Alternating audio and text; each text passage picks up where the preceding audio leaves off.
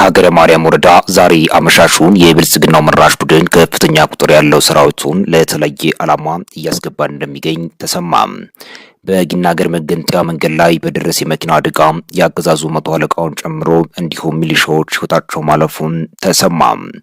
ሰላም ጤና ይስጥልን ውድ አድማጭና ተመልካቾቻችን በያላችሁበት የዓለም ዳርቻ እንደምን አላችሁ? እነኚህና ሌሎችንም ዜናዎችን አጠናቅረን ይዘናል። አብራችሁን ቆዩ።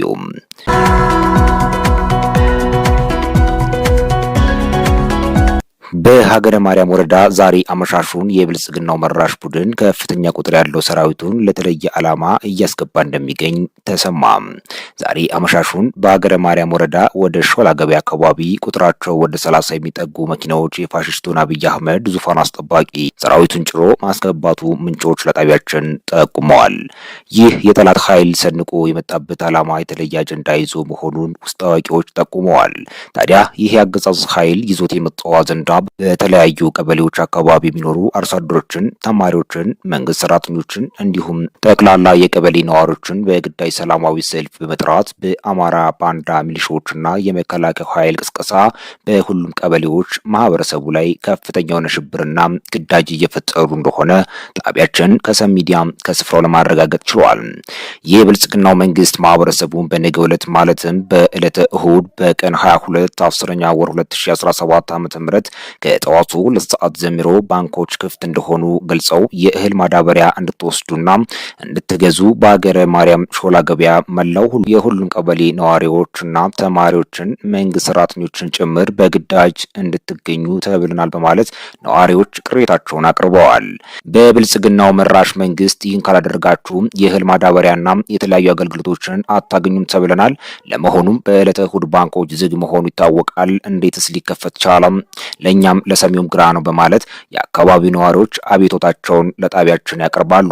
እናም የአገዛዙ ሚስጥር ሲጋለጥ የእህል ማዳበሪያና በተለያዩ አገልግሎቶች በመሸወድና በማስፈራራት የፋኖን ትግል እንዲቃወሙ ሰላማዊ ሰልፍ በግዳጅ ለማስወጣት እንደሆነ ከውስጥ አፈትልከው በወጡ መረጃዎች ለማረጋገጥ ተችሏል። ይህን ተመልክቶ የአማራ ፋኖ ብሔራዊ ኃይል በሸዋ ከሰም ክፍለ ጦር በመልእክቱ ሀገረ ማርያም ወረዳና በሁሉም የቀበሌ ነዋሪዎች ሆናችሁ ሁሉ ይህን ያገዛዙን ሴራና ሚስጥር አውቃችሁ ራሳችሁን ከሰላማዊ ሰልፍ እንድታገሉ እናሳስባለን ሲሉ ከሰም ክፍለ ጦር ዋና አመራሮች ጥሪያቸውን አስተላልፈዋል።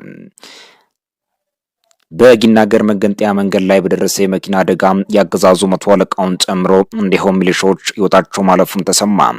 በቀን 10ኛ ወር 2017 ዓ.ም ከጠዋቱ 3 ሰዓት ተኩል ላይ መነሻውን ከጊናገር ወረዳ አድርጎ ወደ ደብረ ብርሃን የሚጓዝ አንድ ዲሽቃና የአገዛዙ ሰራዊት የጫነች ፓትሮል መኪና ከተሳቢ መኪና ጋር ተጋጭቶ በአገዛዙ ሰራዊቶች ላይ ከፍተኛ የሆነ ሙትና ቁስለኛ በአደጋው አስተናግዷል።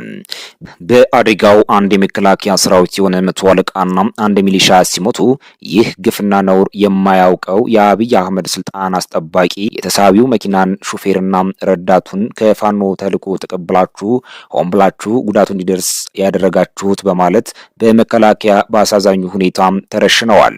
በጥቅሉ 4 ሰዎች ህይወታቸው ሲያልፍ ቁጥራቸው ወደ 16 የሚጠጉ ቁስለኞች መሆናቸውን የዓይን እማኞች ለጣቢያችን ከሰም ሚዲያ ገልጸዋል። የአገዛዙ ዙፋን አስጠባቂዎች በአደጋው ጉዳት የደረሰባቸውን ቁስለኞች በሌላ መኪኖች ጭኖ ወደ ደብረ ብርሃን ሆስፒታል መሄዱ ታውቋል። በዚህም በህይወት የመትረፍ እድሉ የሌላቸው ከባድ ጉዳት ያስተናገዱ አሉ ተብሏል።